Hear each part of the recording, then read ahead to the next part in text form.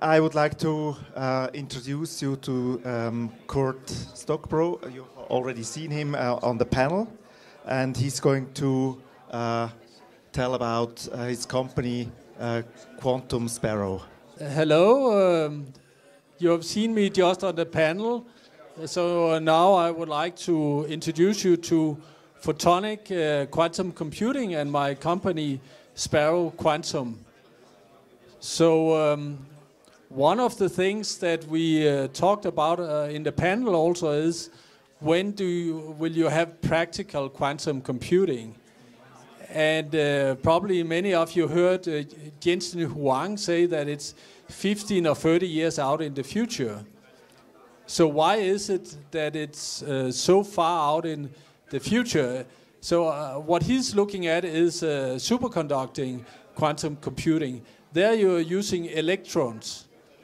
And electrons, they have a charge, so they are easy to manipulate. And this is why you have seen the first quantum computers based on electrons. However, since they have a charge, electrons are also very easy to disturb. And what a quantum computer don't like is getting disturbed. And this is why these superconducting quantum computers, they need to be cooled down to millikelvin degrees.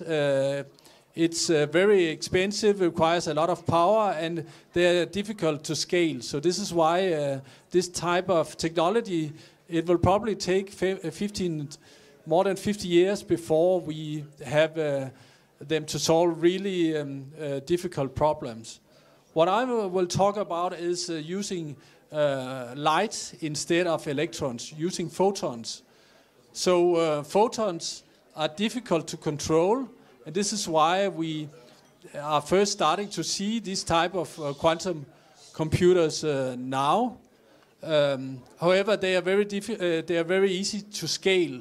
So once we have a hand on how to control the photons, we might be able to scale this technology really fast.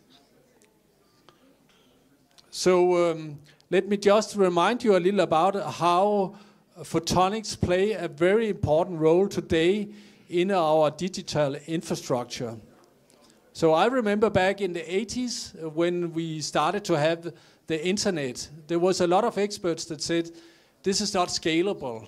I mean, when everybody goes on the internet, we will not have the bandwidth to send around all the information. And this was because in the 80s we had copper in the ground and information was sent around with the electrons. And we simply didn't have enough copper on Earth to scale the internet to the kind of information we would like to send around. So this was when we introduced optical technologies, and today all information is sent around with photons. Probably most of you have an optical cable all the way to your home, and this is the reason why we can send gigabytes or terabytes around without any problem. And now it's this industry that we have built during the past 40 years, the optical fibers, photonic integrated circuits with many million units.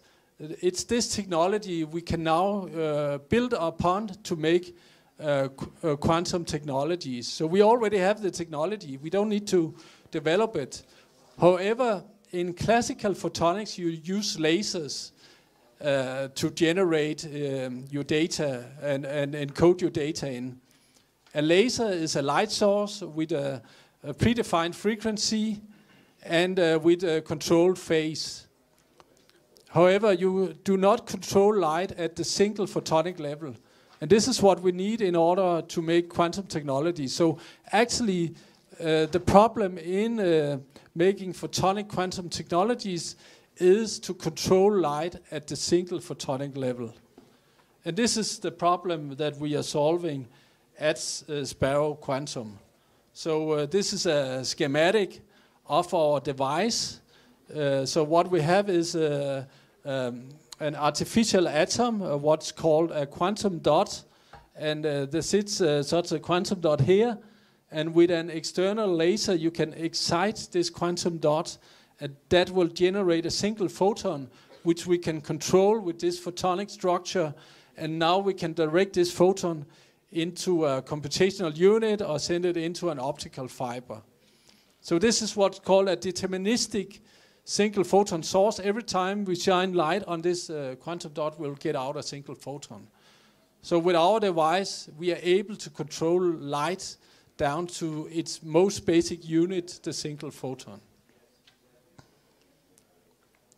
Let me also just touch upon why is quantum computing interesting.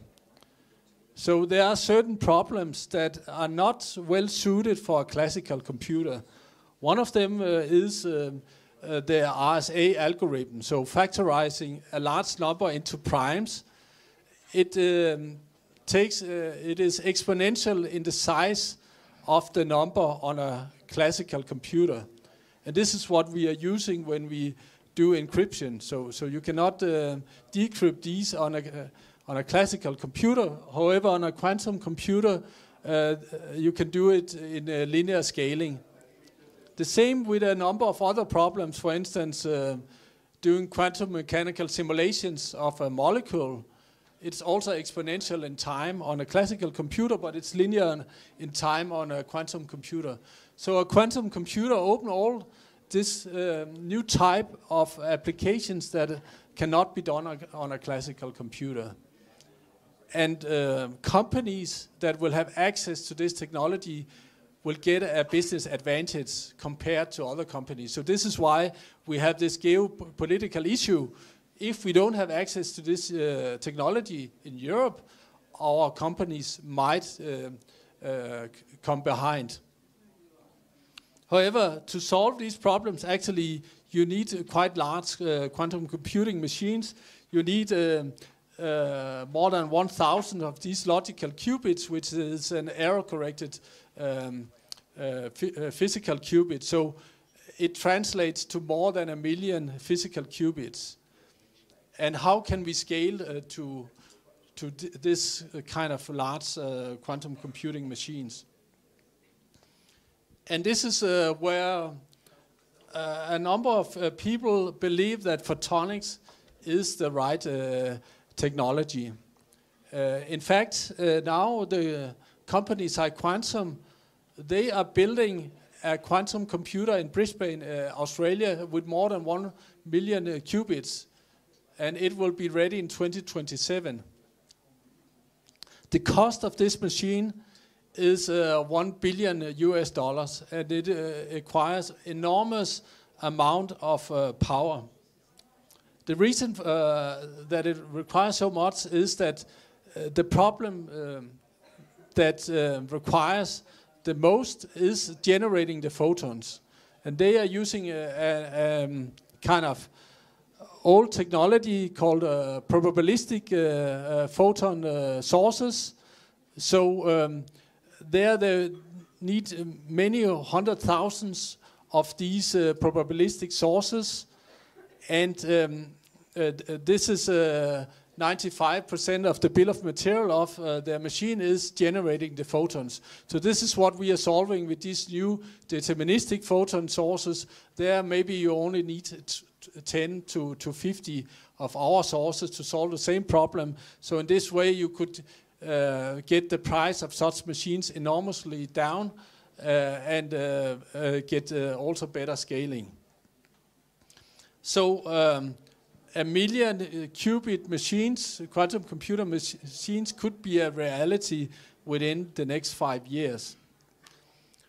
However, already today we have not full fault-tolerant quantum computers, but we have systems, non-universal quantum computers that can make a difference. So Sparrow, we work together with the company Orca Computing, and they have now a quantum computer machine, AI machine learning accelerator.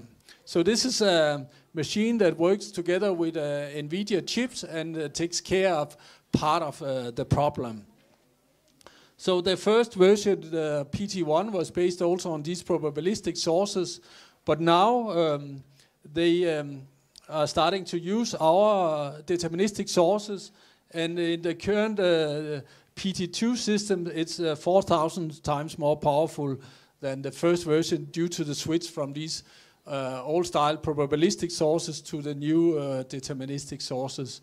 And in 2026, we will release a new PT3 series, which will show quantum advantage. So photonics is really important for quantum computing, and I believe it will be the winning technology for really getting large-scale quantum computers to the market. But photonics also play an important role in securing communication. You can use photons to encode data, and if people try to read that data, you can detect it. So it's instead of using mathematical algorithms to encrypt data, we use the laws of physics. So it's not possible to break the laws of physics. However, quantum computers also need to communicate together. For that, today you have the internet and you use photons to send it around. However, quantum computers need to send qubits to each other. For that, you need single photons. So it's another area where we are active in and using our technology to build what's called a quantum internet. So photonics will play a very important role in enabling the quantum revolution, and you will see a lot of things going on in the coming years, and looking very much forward to see this first more than 1 billion qubit quantum computer in Brisbane, Australia, but we will also have these simpler quantum systems already making a quantum advantage from photonics. And the key to it is to control light at the single photonic level, and this is the business that we are in at Sparrow Quantum. Thank you.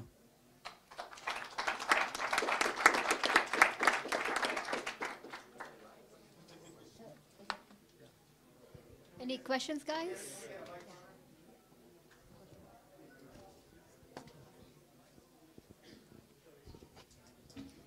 Hi, I'm Nitesh. I'm from India.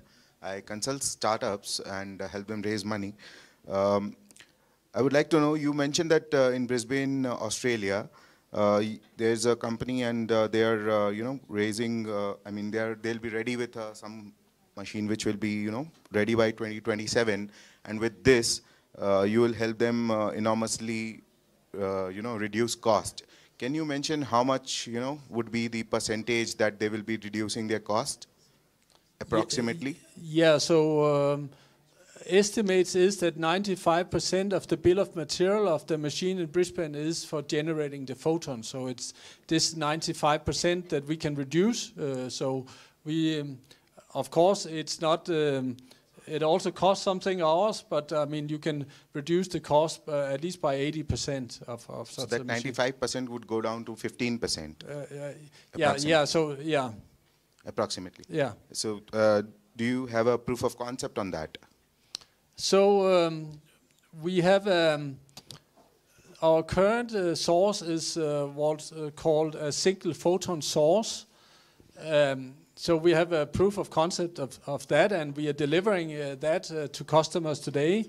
To really disrupt this machine in Brisbane, we need what's called an entanglement source. So we have proof of concept of it, but it's currently on a TRL 5 level. So now we're taking it from TRL 5 to TRL 9. So, but the single photon source is already at TRL 9.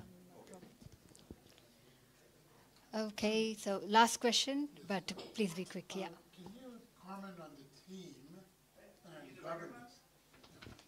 Can you comment on, It's phenomenal, but we haven't learned who is the brain behind it and how it's organized and where is it going. Yeah, this is technology developed at the Niels Bohr Institute in Copenhagen. So the professor behind it is Peter Lodal. So he has been running a research group of 40 people for the past 15 years at the Niels Bohr Institute. Now he's the founder of the company, and now he's full-time working in Sparrow Quantum. Currently we are 30 people. We've just in the process of finalizing our Series A rounds.